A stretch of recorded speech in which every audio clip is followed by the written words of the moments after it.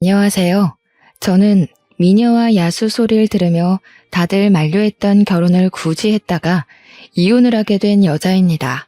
미녀라니 제 입으로 말하기가 참 민망하네요.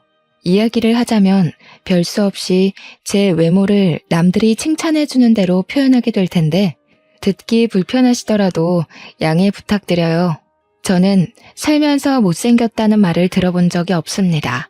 어떤 무리에 소속되었든 그 울타리 안에서 항상 외적인 면모가 손에 꼽힐 만큼 예쁘다는 말을 많이 들었어요. 예쁘다는 칭찬은 여자라면 다 좋아할 말이지만 그것 때문에 피해보는 경우도 적지 않게 있는데요. 제가 바로 외모 때문에 피해를 본 사람들 중 한 명입니다. 그것도 하필 결혼 과정에서요. 다들 혹시 이런 말 들어본 적 있으실지 모르겠어요. 잘생긴 놈들은 얼굴값하고 못생긴 놈들은 꼴값한다는 거요. 저는 외적인 칭찬을 많이 받는 편이지만 한 번도 제 외모로 특혜를 바라거나 잘난 체한 적이 없거든요. 단언컨대 절대 외모로 사람을 함부로 평가한 적이 없는 사람이에요. 그런 제가 이번 결혼을 통해서 아주 제대로 꼴값 떠는 신랑을 만났지 뭡니까? 저는 아직까지도 그런 남자를 만난 것이 제 인생 최대의 실수를 넘어서 가장 수치스러운 일이었다고 생각합니다. 지금부터 야수 같은 남자가 눈만 높아서는 얼마나 꼴값을 떨었길래 이혼까지 하게 되었는지 들려드릴게요. 사람들이 제게 항상 하던 말이 있었습니다. 너는 당연히 너만큼의 수준인 남자를 만날 것이라는 말이요. 다들 제가 못해도 평균 이상의 조건인 남자들만 만날 거라 생각했다는데 저는 대다수 사람들의 생각과 달리 제일 못생긴 남자와 사랑에 빠져 결혼을 하게 된 케이스입니다. 저와 남편의 만남은 외적인 차이가 심했던 만큼 만남조차 순순하지 않았어요. 누가 저한테 남편 수준의 사람을 소개해주려 하지도 않았고 다들 제가 눈이 높을 거라고 생각해서 잘난 남자들만 만족할 거라고 생각했대요. 하지만 저는 사람들 생각과는 완전히 다른 이미지입니다. 저는 평소 연애에 관심도 없고 꾸미는 것에도 흥미없고 놀러 다니는 것도 그다지 즐기지 않는 사람이었거든요. 제 삶은 집과 직장이 다였던 인생이었습니다. 그러니까 이 말뜻은 제가 남편과의 만남이 순순하지 않았던 건 저와 남편을 이어줄 생각조차 안 했던 친구들 입장과 어디 바깥을 활보하지 않는 제 집순이 성향 때문이었다는 겁니다. 절대 남편 수준을 무시해서가 아니었죠.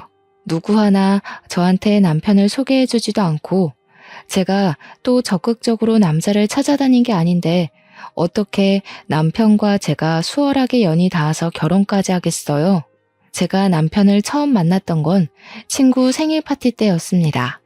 중학교 동창이 생일 파티로 친구들을 초대해 외식을 한다는 얘기에 그날은 제가 퇴근하고 화장을 좀 한 뒤 그 장소로 갔었어요. 거기서 저는 친구의 친구인 남편을 처음 만나게 된 겁니다. 잘생긴 남자들한테도 별로 설렘을 못 느끼는 제가 남편 수준의 외모가 눈에 들어올 리 없었는데요. 그래서 당시 남편이 저를 어떤 눈길로 보고 있었는지도 몰랐거든요. 그런데 며칠 뒤 친구가 저한테 기함을 하면서 말해주는 겁니다. 내가 남 평가하는 것 같아서 웬만하면 이 말까진 안 하려고 했는데 걔 너한테 관심 있다더라? 대체 그런 용기는 어디서 나오는 건지. 하여튼 조심해. 나한테 관심 있다고 하는데 왜 조심해? 날 좋게 봐준 거면 고마운 일 아닌가? 뭐 이렇든 저렇든 난 이미 관심 없어. 조심해야 돼. 걔가 못생겼는데 자존심은 무지 세거든. 애가 착하긴 해도 너를 탐낼 수준은 아니야. 네가 천배만배 아까우니까 조심하라고. 친구가 새삼스레 이상한 걱정을 해주는데 그땐 솔직히 오버스럽게만 보였고 그런 경고를 쉽게 넘겨들었습니다. 당시에는 저의 방심이 자연스러운 거였어요. 남편이 저를 찾아올 리도 없었고 솔직히 따지자면 일면식도 없는 거나 마찬가지인데 뭘 그렇게까지 주의를 주나 싶기만 했죠. 그런데 놀랍게도 제 생각은 단 2주 만에 뒤엎어졌는데요. 남편이 제 SNS를 뒤졌는지 호텔리어인 저의 직장을 알아내서 호텔 앞으로 찾아온 거 아니겠어요? 처음에는 못 알아봤는데 웬 못생긴 남자가 저한테 말을 걸길래 고객인가 싶어서 쳐다봤고 남편이 금세 신원을 밝혀주길래 알아차렸습니다. 남편이 제게 차 한잔하자고 제안하더라고요. 저는 별 볼 일 없다고 생각해서 거절했어요. 피곤하기도 했고 연애 자체에 관심이 없었거든요. 그런데 남편이 며칠 간격으로 계속 찾아오길래 스트레스를 받기도 하면서 한편으론 좀 무서운 거 아니겠습니까? 좋게 말해도 알아듣질 못하길래 경찰에 신고할 거라고 하니까 그 뒤로는 안 나타나더라고요. 솔직히 저는 이런 경험이 한두 번이 아니었어요. 특히 고등학교 때 야간 자율학습 마치고 밤늦게 귀가를 할 때면 이런 일들이 빈번하게 일어나곤 했습니다. 그래서 남편을 거절하는 것에 대해 그리 미안한 마음도 없었어요. 저의 이런 태도는 거만이라기보단 제가 이젠 남자들의 새카만 속내를 알만한 나이이기 때문입니다. 그런데도 제가 남편과 결혼을 하게 된 건 남편한테서 계속 오는 편지 때문이었어요. 남편은 제 번호를 친구한테 들어서 알 텐데도 제 직장으로 꾸준히 편지를 보냈는데 편지에는 항상 장문의 내용이 담겨 있었습니다. 처음에는 보지도 않고 버리다가 한날 제가 인생에 대한 회의감으로 무기력한 시기가 있었습니다. 다들 한 번씩 오는 인생 슬럼프 있지 않습니까? 저도 그런 상태였어요. 그래서 마치 아침 신문을 배달받는 것처럼 오던 편지를 한번 뜯어서 읽어본 적이 있었거든요. 내용은 별거 없었습니다. 그냥 자기 일상 얘기도 있고 날씨 얘기, 인간관계 얘기 등등 누가 라디오를 들려주는 것처럼 그런 일반적인 사람의 흔적이 묻어 있었습니다. 거기서 제게 인상 깊었던 부분은 편지의 마지막 멘트에 항상 제 마음을 복돋아주는 명언이 하나씩 적혀 있었다는 겁니다. 신기하게도 그 뒤로 그 편지를 받으면서 남들 사는 세상살이를 좀 더 폭넓게 느끼게 되었고 마치 포춘 쿠키 안에 행운의 매물을 보는 것처럼 적힌 명언대로 제가 지혜로워지는 느낌까지 받았어요. 그렇게 남편이 주는 편지를 통해서 저도 모르게 자존감이 서서히 채워져 갔죠. 덕분에 슬럼프 시기도 해를 넘기지 않고 훅 지나가 버렸습니다. 그러길 1년이 지속되었을까요? 이젠 남편의 편지가 기다려지고 남편이 뭘 하고 지내는지가 궁금하더라고요. 처음으로 남편을 제대로 마주보고 앉아 대화를 나눠보고 싶다는 생각이 들었습니다. 그래서 제가 그 많은 편지를 받았음에도 불구하고 딱 한 번 답장을 보낸 적이 있었는데요. 제 전화번호와 함께 만나자는 내용을 담아서 보냈고 그렇게 저희는 정식 만남을 갖게 된 거죠. 대화를 해보니 남편은 제가 아는 남자들 중 가장 착하고 성실하고 바보 같은 사람이었습니다. 모태솔로라고 하던데 여전히 남편의 외적인 부분은 제 타입이 아니었지만 그날따라 남편이 다르게 보이더라고요. 제가 사람 내면만 보고 완벽하게 넘어가게 될 줄은 정말 상상도 못했는데 그 길로 저는 결혼 약속까지 하게 됐습니다. 주위에서 저와 남편의 관계를 정말 많이 만류했어요. 제가 아깝다는 소리를 엄청 많이 들었습니다. 당연히 그들은 저처럼 남편의 진정한 내면을 모르니 그렇게 생각할 수도 있겠죠. 그럴 것 같아서 저는 그때마다 사람 외모만 보고 마음대로 판단 짓지 말라고 따끔하게 충고하곤 했습니다. 결혼식에선 보통 신부가 눈물을 많이 보이는데 저의 경우엔 남편이 울었어요. 항상 저를 자기한테 과분한 사람이라 대우해주고 자기가 무슨 복이 있어서 저처럼 아름다운 여자랑 결혼할 기회가 닿았는지 고맙기만 하다고 하더라고요. 제가 그땐 콩깍지가 단단히 쓰였었나 봐요. 그렇게 우는 남편이 귀여워 보였습니다. 결혼해서도 남편은 제가 친정에서도 받아보지 못했던 대접을 매일같이 해주며 공주로 대해줬습니다. 남편의 마음은 고맙지만 한편으로는 남편이 자처해서 집사 노릇을 하는 게 불편해서 제가 서로 맞춰가자고 말린 적도 있었어요. 그럼에도 남편은 자기가 좋아서 하는 거라며 제게 헌신하는 걸 끝까지 고집부리더군요. 차라리 그 정도까지 제게 노력하지 않았다면 제가 남편에게 좀 덜한 배신을 느꼈을지도 몰라요. 제 인생은 가장 행복한 기점을 딱 찍고서 그대로 수직 하강하였습니다. 행복할 줄 알았던 제 결혼 생활에 금이 가기 시작한 건 남편의 잦은 술자리로 인해서 제 몸매에 변화가 오면서부터였어요. 신혼일 때 남편은 저를 여기저기 자랑을 하고 싶어 했는데요. 그 때문에 술자리를 정말 많이 돌았습니다. 그러면서 남편처럼 똑같이 모태솔로의 못생긴 친구들한테 저를 보여주며 마치 그 무리를 군림하게 된 왕처럼 행동을 했어요. 매번 착하고 순한 남편만 보다가 친구들 앞에서 기세등등한 남편의 모습을 보니 그건 제게 좀 낯설었습니다. 그래도 오죽 내가 좋아서 나를 자랑하고 싶을까 싶어 저는 남편이 같이 친구 만나러 가자고 조르는 술자리마다 함께 참석하여 남편 친구들과 잘 어울려 놀았어요. 평소 술은 입에도 안 달고 살던 제가 단기간에 술자리와 야식자리가 많아지니까 당연히 급속도로 살이 찔 수밖에 없더군요. 몸매를 관리해야 되는 직업이기도 하고 먹는 것에 욕심 없어 몰랐는데 살은 한번 찌는 게 보이기 시작하면 무서운 속도로 불어난다는 걸 알았습니다. 직장 유니폼도 작아져서 2사이즈 큰 걸로 다시 주문하는 지경까지 되고 말았죠. 내 몸 내가 찌는 거 누구보다 제가 잘 알거든요. 굳이 지적해주지 않아도 알고 있고 더 불어나기 전에 관리해야 한다는 것 정도도 인지하고 있단 말이죠. 그런데 제가 황당했던 건 눈에 띄게 살이 찌자 남편이 변하기 시작했다는 겁니다. 어느 날 남편이 반바지를 입고 지나다니는 저를 보고는 뭐라고 한 줄 아십니까? 여보, 다리가 좀 튼 것 같은데? 허벅지 사이 붙는 것 좀 봐. 그러다 한순간에 뚱뚱이들 계열 타겠어. 이리 와봐. 남편은 제가 제 자신을 관리하는 것보다 더 저의 외적인 것에 간섭을 많이 했습니다. 제가 원래도 꾸미는 걸 안 좋아한다고 했잖아요. 그래서 신혼집에서도 항상 그랬던 것처럼 내추럴하게 다녔었는데요.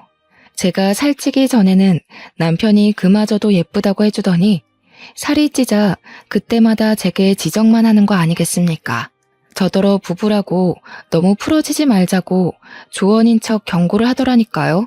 솔직히 단기간에 2사이즈나 불었는데 살이 트는 건 어쩔 수 없는 거 아닙니까? 남편 위해서 남편 친구들이랑 같이 술 마시고 야식 먹고 하다 보니까 찔 수밖에 없었던 거라고요. 그런데 남편은 그런 제 노력은 알아주지도 않고 그저 몸매만 평가를 하고 있으니 제가 서운하지 않을 수 있겠습니까? 남편이 제게 결정적으로 상처를 준 적이 있었는데요. 한 번은 남편이 저더러 임신도 안 했는데 이렇게 트면 나중에 임신해서는 몸이 더 징그러워지는 거 아니냐고 하는 거 아니겠어요? 말하는 게 좀 선 넘는 것 같은데 그만하지. 그런 말 들으면 어머님도 서운하시겠네. 임신을 하면 트는 게 당연한 거야. 그걸 징그럽다고 하면 당신은 당신이 태어난 걸 탓해야 되고 낳아준 엄마를 진작에 돌아섰어야지. 아니, 내 말은 관리하려면 할 수 있는 건데 네가 예전에 비해 나태해지니까 이런 결과를 만들어낸 게 아니냐는 거지. 뭘 또 우리 엄마 얘기까지 끌고 와. 남편은 제가 2사이즈 늘어나고부턴 저를 술자리로 부르지도 않았습니다. 너무 속 보이지 않나요? 남편이 밖에 나가서 놀기 좋아하는 사람이라는 것도 결혼하고 나서 알았어요. 결혼식 올리기 전까지만 해도 항상 제 옆에만 꼭 붙어있던 사람이라서 그렇게 바깥을 나돌아다니는 사람이라는 것도 전혀 알 턱이 없었죠. 저도 살찐 거 너무 잘 알기 때문에 제 몸매에 변화가 일어난 걸 속상하다 생각하고 있었지만 그렇다고 남편의 지적이 달가운 건 아니었습니다. 오히려 기분만 더 상해서 서운함이 커져갔고 반감까지도 들었어요. 그래서 남편과 투닥거리는 날이 훨씬 늘어갔죠. 입으로 나불거리는 지적도 신경 쓰이는데 저를 완전히 열받게 하는 남편의 행동은 또 따로 있었습니다. 제가 남편의 지적에 불만을 표했기 때문인지 남편은 이제 입이 아닌 손으로 저를 통제하기 시작했는데요. 제가 입에 뭘 놓고만 있어도 냅다 뺏어버리기 시작하더라고요. 남편의 그런 간섭은 제가 시댁에 가서 시모랑 같이 요리하다가 간 본다고 입에 넣는 것도 포함이었습니다. 남편은 계속 제가 입에다 뭘 넣나 안 넣나 지켜보고 있었나 봐요. 남편이 제 입으로 들어갈 뻔한 시식을 확 뺏어버리자 제 손에 들려있던 그릇마저 손을 벗어나게 되었는데 플라스틱이라 다행히 그릇에는 문제가 없었지만 시모 바지가 반찬을 뒤집어 썼지 뭡니까. 어머, 괜찮으세요 어머님? 바지에 간장 다 배어서 어떡해요. 제가 치울 테니까 얼른 갈아입고 오세요. 여보, 갑자기 달려들어서 뭐 하는 짓이야. 어머님께서 피해보셨잖아. 간 보는 게 살찌는데 제일 위험한 지름길이야. 찔끔찔끔 먹고 나중에 자리에 앉아서까지 먹을 거잖아. 내가 안 말렸으면 너 오늘만 한 2kg는 쪘을 거다. 좀 그만해. 우리 사이에서 일을 왜 어머님 앞에서까지 말씀드려.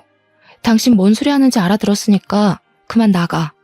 지금 어머님도 보고 계신데 민망하게. 엄마도 알아야지. 엄마가 보기에도 와이프 살 많이 쪘지? 엄마도 예쁜 며느리가 좋지 않아? 얘가 원래 마르고 예뻤잖아. 내가 너무 잘해줬는지 갑자기 이렇게 풀어졌다니까. 나중엔 생판 남이랑 사는 기분 들 것 같아. 당신이 매일 술자리 불러내서 그런 거 아니야. 당신 생각해서 나도 맞춰주려고 노력한 건데 그것 때문에 살찔 수밖에 없었던 걸 어쩌라고. 내 몸 내가 알아서 관리하겠다는데 왜 자꾸 간섭이야? 핑계대지 마. 나 때문에 살쪘다고? 그럼 나는 왜 처음이랑 지금이 똑같은데? 당신보다 술자리 많은 건 나야. 허구한 날 술 마셔도 결혼할 때랑 몸무게가 같다고. 근데 당신은 봐. 몇 달 전만 해도 나보다 체구 작았는데 지금은 나만 해줬잖아. 남편의 개소리 때문에 기가 차서 할 말을 잃고 있었는데 남편은 그 이후 더 짓거리지 못했습니다. 옆에서 저희를 지켜보고 있던 시모한테 뒤통수를 제대로 얻어맞았기 때문이었죠. 못생긴 놈이 바라는 것도 많다. 새아기 아니었으면 누가 너처럼 생긴 놈을 받아줬겠니? 새아기가 뚱뚱해져서 굴러다니더라도 너보다는 데려갈 놈 많을 거다. 가서 내 바지값이나 가져와라 이놈아. 시모가 간장 양념이 다 묻은 바지를 남편 쪽으로 털면서 남편을 주방으로 쫓아냈습니다. 상견례 때부터 알았던 사실인데 시모 성격이 참 털털하더라고요. 목소리도 좀 허스키한 편이라서 솔직히 초반에는 살짝 겁도 먹었었어요. 시모 성격이 얼마나 세면 시부도 시모 옆에선 아무 말도 못하더군요. 살다 보니 알게 된 건데 시댁의 실세는 시모였더라고요. 시모가 학창시절 때도 꽤 문제 일으키는 왈가닥이었다고 하길래 시집살이 제대로 하게 생겼네 라고 생각했었습니다. 그런데 각오하고 시작한 결혼 생활은 오히려 시모 덕분에 편했어요. 제가 아내 노릇 며느리 노릇이 서툴 때면 남편과 시부가 제게 한 소리 얹기도 했는데 그럴 때마다 시모가 끼어들어서 자체적으로 필터링도 해주었습니다. 결혼 처음부터 척척박사로 잘하는 아내, 며느리가 어딨냐면서 제가 하는 모든 일에 입도 못 대게 하였어요. 그래서 저는 결혼 생활 몇 개월간 시모만을 믿고 남편의 간섭도 참아가며 위로받았던 겁니다. 시모 말로는 남편이 외동이었던 건 시부의 외모를 닮은 사람이 또 나올까 싶어서였다고 했는데 시모가 그 말을 해줄 때 웃음을 참느라 힘들었던 기억이 나요. 실례인 거 알지만 남편 못지않게 시부 또한 잘생긴 얼굴은 아니었거든요. 남편이 시부를 아주 똑 닮았더라고요. 그래도 시부는 남편과 다르게 시모기에 정말 눌려 살아서 그런지 참 점잖은 분이었습니다. 유독 남편만 제 외모를 지적하고자 안달이었는데 남편 하나만으로 충분히 스트레스를 받거든요. 그런데 남편 같은 사람이 하나 더 나타난 거 아니겠습니까? 바로 남편의 사촌동생이었습니다. 아가씨는 집에 자주 오는 건 아니었고 결혼식 때 한 번, 명절 때 두어 번 본 게 다였어요. 그렇게 긴 틈을 두고 마주하곤 했으니까 아가씨 눈에는 저의 변화가 더 눈에 확확 들어왔을 겁니다. 아무리 그래도 그렇지 아가씨랑 저는 말 그대로 10손가락 안에 꼽힐 만큼만 봤을 뿐 서로 함부로 할 만큼 가까운 사이가 아니었거든요. 그런데 아가씨가 제 몸매를 대놓고 지적을 하더라고요. 저보다 한참 어리던데 솔직히 식구라고 해도 좀 무례한 짓 아닌가요? 아, 참고로 아가씨도 못생겼습니다. 언니, 임신도 하기 전에 살쪄서 오빠가 일할 맛이 안 나겠어요. 나중에 임신까지 하면 굴러다니는 거 아니에요? 네가 봐도 그렇지. 아무도 내 말에 동감을 안 해줘서 얼마나 억울했는데. 이참에 네가 우리 집 좀 자주 와서 내 와이프 정신 좀 차리게 해주라. 저것 봐, 다리가 완전 무다리가 됐잖아. 저게 어디 여자 다리야? 어머, 그러네. 언니, 아무리 그래도 얼굴 믿고 너무 관리 안 하는 거 아니에요? 솔직히 언니는 관리 안 할 정도로 막 예쁜 건 아니거든요. 언니 같은 얼굴은 몸매가 받쳐줬을 때 빛을 발하는 외모라 반드시 몸매가 날씬하다는 전제가 있어야 된다고요. 아가씨랑 남편은 제가 눈앞에 있기만 하면 신이 나서 저를 앞에 두고 까기 시작했는데요. 제가 한마디 하면 100% 시댁 분위기가 뒤집어질 걸 알고 있기 때문에 최대한 말을 아꼈거든요. 그런데 아가씨도 아가씨지만 남편 입이 가벼운 게 정말 꼴 보기 싫더라고요. 한 소리 해야겠다 싶을 정도로 분노가 차올랐던 게 한두 번이 아닌데 제가 한 번도 시댁을 뒤엎은 적이 없던 이유는 남편과 아가씨가 입을 놀릴 때마다 시모가 대신 나서줬기 때문입니다. 시모는 그들에게 늘 같은 소리만 반복했어요. 아주 못생긴 것들이 둘이서 말도 많다. 너희들 둘 재산을 합쳐서 설쳐봐라. 너희들은 가진 것 전부를 걸어야 그나마 보윤이랑 대등해지지 않을까 싶은데 당장 길거리에 나가도 아마 보윤이 모시고 살 사람만 줄을 섰을 거다. 시모가 남편과 아가씨에게 혀를 끌끌 차며 주제에 넘는 소리 하지 말라고 하면 거짓말처럼 둘 다 입을 싹 다물더라고요. 제가 나서서 판을 엎을 필요가 없었다는 거죠. 거기까진 시모 도움 덕분에 참을만 했어요. 그런데 웃긴 건 아가씨가 정말 저희 집에 찾아오기 시작했다는 겁니다. 아가씨는 일부러 제가 쉬는 날에만 맞춰서 찾아왔고 남편이랑 쌍으로 저의 외모를 지적하며 스트레스를 안겨주었어요. 시모 때문에 시댁에서는 저를 시원하게 까질 못했던 두 사람이 신혼집에서는 물 만난 고기처럼 펄쩍펄쩍 뛰었습니다. 여기서 누가 봐도 재수없는 건 당연히 남편이잖아요. 그 남자가 정말 저한테 헌신하고 저를 위해 살겠다고 울던 남자가 맞나 싶었어요. 남편은 그렇게 점차 얄미운 사람으로 변질되어 갔습니다. 스트레스가 2배가 되니까 제 몸에도 결국 이상이 생기더군요. 심신이 망가지니까 육신까지 기력을 잃어서 스트레스성 위경련까지 발병하고 말았습니다. 며칠간 병원 신사를 졌는데도 불구하고 이것들 하는 짓은 갈수록 더해지기만 했어요. 저도 더 이상 말대답만 해주면 안 되겠더라고요.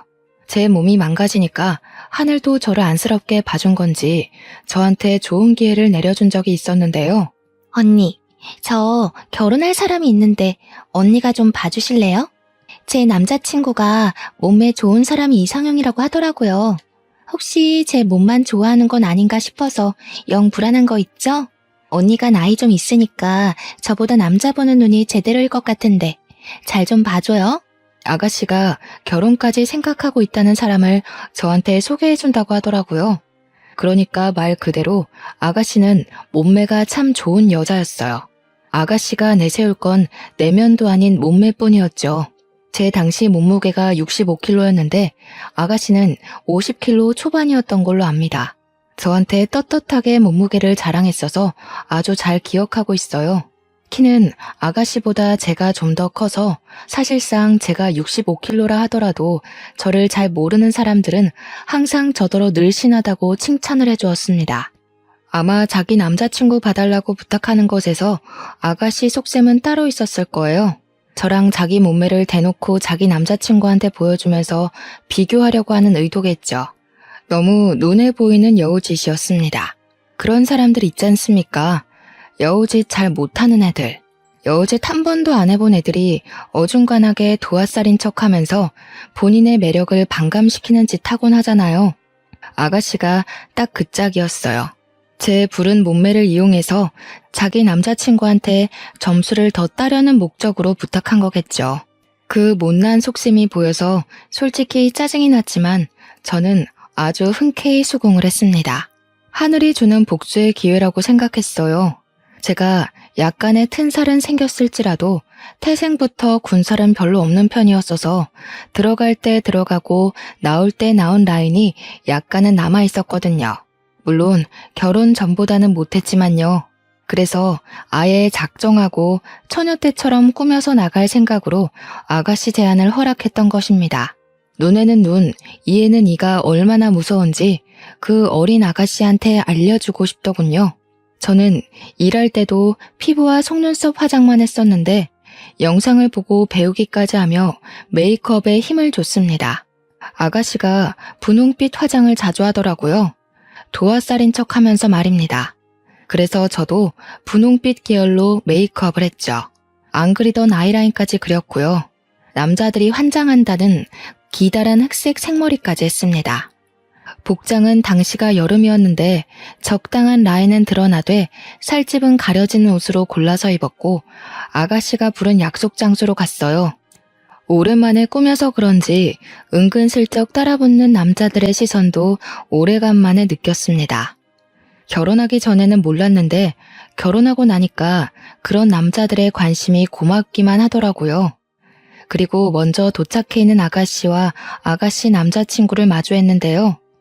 정말 거짓말 아니고 아가씨 남자친구가 저를 보자마자 과자 안주를 먹다가 사례까지 들린 것 아니겠습니까? 당시 가게 분위기는 조명빛이 밝은 편이었는데 아가씨 남자친구 얼굴이 아주 새빨개진 겁니다. 누가 봐도 남자로서의 본능적인 시선과 반응이었습니다. 그보다 아가씨 표정이 아주 볼만했어요. 당시 기억으로는 아가씨도 꽤나 힘을 주고 온 차림새였던 걸로 압니다. 그럼에도 불구하고 얼굴이 못생기니까 그만한 태가 잘 안 살더라고요. 아가씨는 제가 집에서처럼 후줄근하고 꾀지지하게 나올 거라 생각했나 봐요. 제가 너무 펑퍼짐한 옷만 입고 다녀서 제 몸에 군살이 있는지 없는지도 몰랐겠죠. 아가씨는 저를 한참이나 훑어보면서 자기 남자친구의 시선 처리를 신경 썼습니다. 제가 오자마자 찬물이 확 끼얹어진 분위기였는데 속으로 좀 고소하더라고요. 내가 살이 쪄도 너는 나한테 안 된다는 걸 아가씨한테 보여준 셈이라서 정말 쌤통이었습니다. 제가 사근사근 웃을수록 아가씨 표정은 급격하게 썩어갔어요. 그리고 대화하는 내내 아가씨 남자친구는 저를 잘 못 쳐다봤습니다. 저의 예전 경험을 빌어 해석해봤을 때 그건 분명 호감의 태도였죠. 제가 웃을 때마다 아가씨 남자친구가 한 번씩 넋 놓는 표정을 지었는데 그때마다 아가씨가 짜증을 내는 바람에 제게서 시선을 거두길 반복했어요. 그뿐만 아니라 제가 말을 걸 때도 아가씨 남자친구는 얼굴이 쉽게 빨개졌습니다. 아가씨 남자친구는 제 남편처럼 그렇게 잘난 남자는 아니었어요. 딱 아가씨 수준에 만날 것 같은 그 정도의 남자였죠. 그날 약속 자리는 완벽한 저의 승리로 마무리되었습니다. 제가 외모로 자랑질하는 걸 좋아하는 사람이 아닌데 남편이랑 아가씨한테는 이렇게까지 해서라도 보여줘야겠더라고요. 아가씨 남자친구분 괜찮아 보이네요. 요즘 말 한마디 할 때마다 얼굴 빨개지는 사람 드문데 아주 순수하신 것 같아요. 오히려 아가씨께서 복받은 거일 수도 있어요. 결혼 긍정적으로 생각해보세요. 언니, 일부러 이러고 나왔죠? 저랑 남자친구 사이 방해하려고 갑자기 안 하던 화장을 왜 하는데요? 내 남자친구랑 소개팅하는 것도 아니고 언니가 왜 이렇게까지 치장하고 나와서 우리 사이 방해하는 거냐고요. 방해요? 저는 아가씨 남자친구니까 단정하게 예의를 갖췄을 뿐이에요. 제가 이렇게 나왔다고 둘 사이가 방해되는 거면 그 남자친구분이 아가씨 별로 안 좋아하는 거겠죠. 아니면 겉모습에 쉽게 현혹되는 사람이거나. 아가씨는 속에 열불은 나지만 더 따질 건더기가 없어서 획 돌아섰고 남자친구가 대기하고 있는 차로 쌩 가버렸습니다. 데려다주는 걸 바란 건 아닌데 그래도 아가씨 부탁으로 제가 그 자리에 갔으면 태워줄까요? 한 소리 정도는 들을 수 있는 거 아닙니까? 그런 말조차도 안 하고 볼일 끝났다는 듯 가버리더라고요. 뭐 아가씨 입장에선 제가 자기 남자친구랑 한시도 같이 있는 걸 바라지 않겠죠. 그리고 바로 그날 집으로 돌아오는 길에 저는 아주 황당한 장면을 목격하게 되었습니다. 집 가는 길에 남편이 잘 다니는 술집이 하나 있는데 그날 밤에도 남편이 그곳 앞에 있더라고요. 그런데 웬 여자를 하나 끼고 있는 거 아니겠습니까? 남편한테는 여자 사람 친구가 없어요. 남중남고 공대를 나왔기 때문도 있고 여자를 어울릴 만한 매력도 없던 사람이었거든요. 남편이 언제 한번 저보고 신혼초 때와 다르게 겉모습이 변해서 스킨십할 생각이 안 든다는 말을 한 적이 있는데요. 그래서 바람이라도 피기로 작정한 건가 싶더라고요. 저는 제가 남의 외모를 깎아내리며 무시하는 면이 있다는 걸 남편 덕분에 깨우쳤습니다. 남편이 여자를 끼고 동네방네 들릴 목소리로 하하거리고 있는데 순간 그 꼴을 하고도 바람 피울 용기가 있네 싶은 거 있죠. 못생긴 놈이 바람나면 진짜 더 화나는 거라고 친구한테 들은 적 있는 말인데 충분히 공감이 되었습니다. 남편 얼굴로도 바람을 피울 수 있구나, 바람에는 조건이 없구나 생각이 들더군요. 저는 남편이 웬 여자 허리를 감고 있는 모습을 카메라로 찍으면서 그곳으로 갔습니다. 제가 오랜만에 빡세게 화장을 했더니 처음엔 남편 친구들이 저를 못 알아보더라고요. 제게 길을 터주면서 가게 문까지 친히 열어주는데 그때 저와 남편의 눈이 정통으로 마주쳤습니다. 남편은 저를 보고 와 하는 눈빛으로 구경하는 것 같다가 뒤늦게 놀라서 사색이 되는데 그 몰골이 얼마나 우스웠는지 몰라요. 그리고 남편 옆에 딱 붙어있던 여자는 역시나 남편 수준에 걸맞은 같은 급의 여자였습니다. 여보? 아니 어떻게 된 거야? 이렇게까지 차려입고 어디 갔다 오는 길인데 그보다 무슨 바람이 들어서 안 하던 치장을 다 했어? 축하해, 새 부인 맞이하게 된 거. 어머님 말대로 혼인신고 늦춘 거 너무 다행이다. 너한테 내가 너무 아깝긴 했어. 그만 이혼하자. 근데 여자분이 너무 본우는 없으시다. 고작 이렇게 생긴 남자 때문에 소송까지 당하게 생겼네요. 혼인신고 안 해도 상간녀 소송은 가능한 거 아시죠? 당시 남편 친구들은 술에 취해 있었는데 친구들이 남편 상간녀 앞에서 대놓고 상간녀와 저를 비교하며 상간녀 외모를 지적하기 시작했습니다. 남편한테 욕까지 하더라고요. 이렇게 예쁜 와이프를 두고 생기다만 여자랑 미친 짓 했다고. 넙죽 엎드려 절을 하고 살아도 모자랄 판에 왜 사서 못생긴 여자로 갈아타냐고 악담을 퍼붓더군요. 분명 방금까지 분위기가 좋았던 걸로 봤는데 순식간에 상황이 뒤바뀌어 버렸어요. 기분 나빠도 제가 나빠야 할 상황에서 오히려 상간녀가 너무 많은 지적을 당하는 바람에 여자로서 자존심이 상당히 깎였죠. 상간녀가 얼굴 벌개져선 남편을 밀치고 돌아가 버리더라고요. 상간녀야 소송해버리면 그쪽에 볼 일은 더 이상 없는 거고 저는 남편의 태도가 기분 나빴습니다.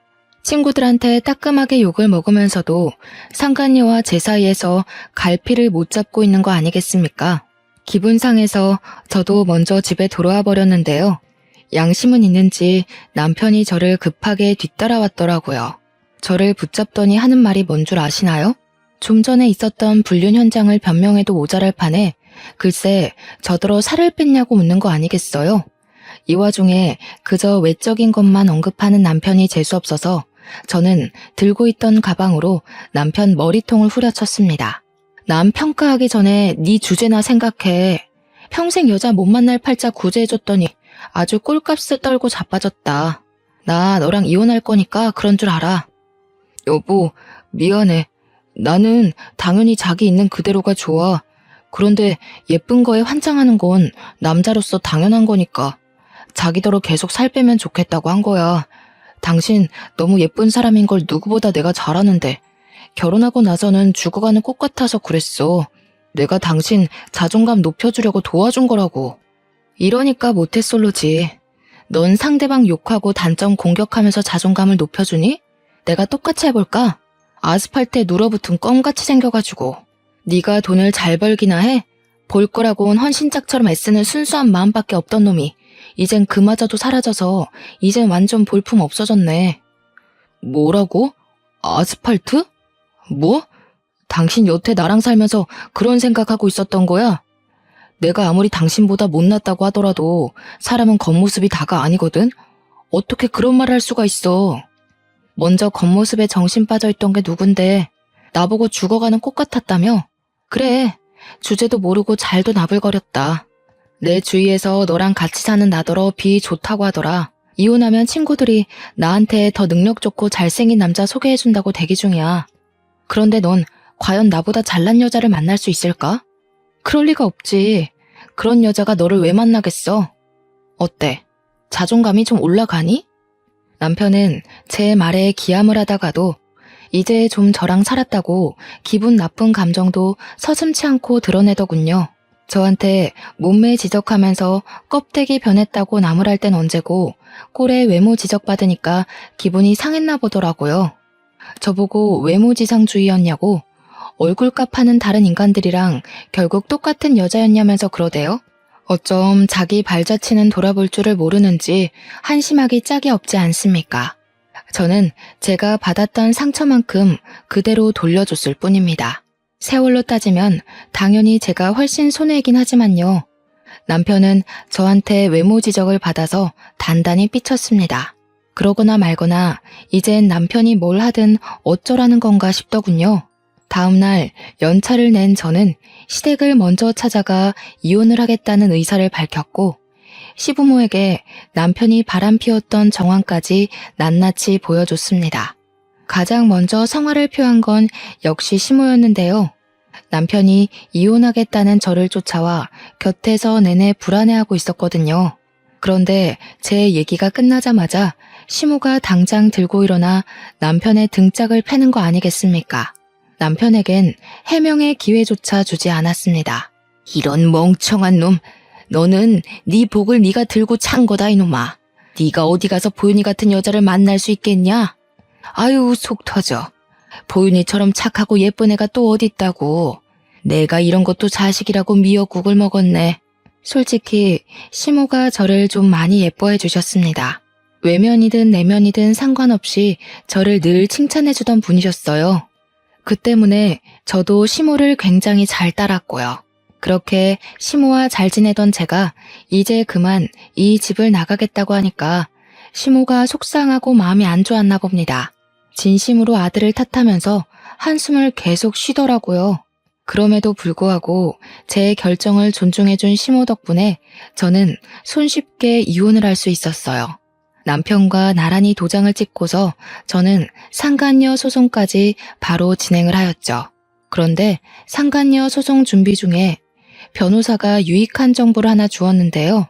남편이 제게 외모 지적으로 스트레스 준 것들에 대해서 증거만 충족된다면 위자료를 더 청구할 수 있다고 하는 거 아니겠어요? 그런 것에도 손해배상 청구가 되는지 몰랐습니다. 역시 내가 아무것도 모를수록 전문가의 도움을 받아야 한다는 게 이렇게 증명되네요. 그래서 저는 남편 지인들의 증언과 시모의 증언, 그리고 제가 스트레스로 위경련에 걸렸던 진단서까지 모조리 끊어서 변호사에게 제출했고 덕분에 위자료를 더 받아낼 수 있었습니다. 남편과는 더 이상 연이 끊겼지만 가끔씩 제게 안부를 묻는 시모의 연락은 받고 있어요. 차마 저한테 무척 잘해준 시모를 외면할 수가 없겠더라고요. 시모는 제게 돌아오라는 말은 안 하지만 그립다는 말은 한 번씩 해주고 계세요. 시모가 제게 보고 싶다고 할 때면 가끔씩 제 이혼으로 인해 시모에게 몹쓸 짓을 한 것처럼 죄책감이 들더군요. 그래서 시모와는 특별한 인연으로 관계를 이어갈까 합니다. 아차차, 그리고 아가씨는 그때 저한테 인사시켜준 그 남자친구랑 헤어졌다고 하더라고요. 제가 그걸 어떻게 알게 됐냐면 아가씨가 만나던 남자가 저한테 개인적으로 연락이 왔었어요. 어떻게 제 번호를 알아냈는지 모르겠는데 아무렴 아가씨가 직접 알려줬을 리는 없으니까 혹시 아가씨 휴대폰을 좀 뒤져본 게 아닌가? 일단 그 정도로만 추측을 하고 있습니다.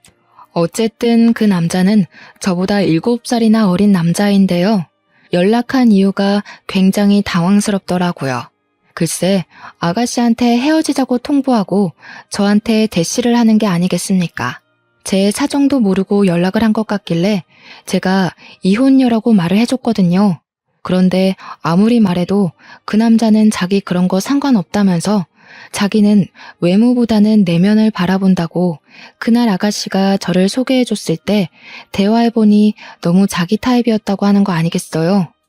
듣는데 어쩜 제 못난 전남편과 수법이 똑같던지 고작 2-3시간 만에 제 내면을 보였을 리가 있겠어요? 결국 자기도 내 외모에 반해놓고 내면 타령을 하면서 입에 발린 말을 해대는데 자꾸만 전남편 모습이 겹쳐서 불쾌하더라고요. 제가 말씀드렸죠. 이 남자도 딱 아가씨 수준에 걸맞은 촌스러운 남자라는 건 말입니다. 저한테 내면 타령하면서 매달리는데 한숨밖에 안 나오더군요. 그냥 차단 박으려고 했는데 과거에 저한테 막말하던 아가씨가 떠올랐지 뭡니까. 유일하게 아가씨한테만 별 타격을 못 주고 이혼해버렸는데 마지막 피 한 방울까지 제대로 빨아먹어주고 싶더라고요. 그래서 그 남자애가 연락 온 거 전부 캡처해서 아가씨한테 전송해버렸습니다. 아가씨가 곧바로 전화가 오길래 받지도 않고 끊었더니 제가 받을 때까지 미친 듯이 연락을 해대더라고요. 벼랑간 더 이상은 제 손밖을 벗어난 일이라 생각하고 남자애랑 아가씨 둘이서 잘 해결하길 바랄 뿐으로 손 털어버렸네요. 그리고 저는 현재 이혼녀지만 당당하게 살고 싶어서 다이어트를 열심히 했어요.